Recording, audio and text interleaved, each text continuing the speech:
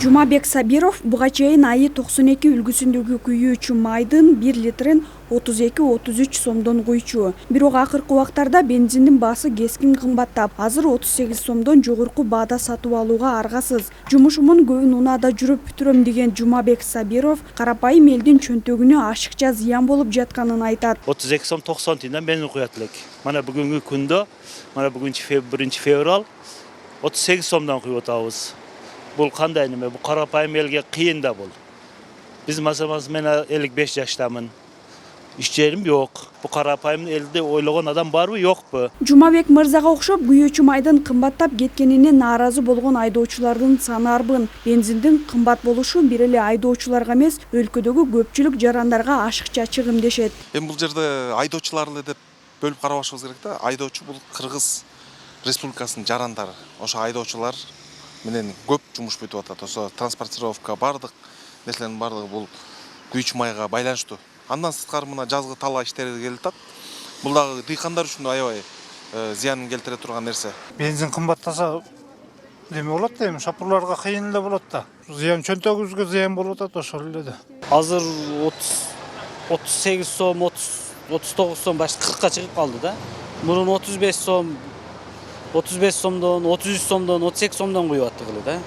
Эми ар заправкада ар кыл экен да. Ошо кымбатчылык болду. Солярка кымбаттады. Уже 40 сомго чыгып калды солярка деле. Билбейм дагы. Буну түшүрүш керек да. Ал эми май куюучу жайда иштеген кызматкерлер бензиндин эмнеге кымбат сатылып жатканын билбей турганын айтып, коюлган баа менен бензин куюп беребиз дешет. Билбейм, бизде азыр бул жактан өздөрү кымбаттатат, кандай экенин билбейм бирок. Не үчүн, не себептен андай ошо биз только бул жерде мындай эле келет, түшөт, куюп беребиз ошол эле. Биздин ишибиз ошо кандай болгонун билбейм. Бензиндин кескин кымбаттап кеткенин май куюучу жайдын жетекчилиги доллардын курсу көтөрүлгөнү менен шарттаса, дагы бир жагынан бензин сырттан кымбат келип жатканы менен түшүндүрүштү. Россияда кымбаттап атат, ошондуктан баардык азачтар кымбаттап атат да. Бул ушуну менен эле токтоп калбастан дагы кымбатташы күтүлүүдө. Себеби ал жакта биз договор түзгөнү барганыбызда азыркы бааларга караганда жогорку бааларды бизге сунуштап атышат да. Бизге ошондуктан эми көтөрүлүп атат. Бул жума сайын, мисалы кече күнү дагы ошол 1 сомго көтөрүлдү. Бааларчы.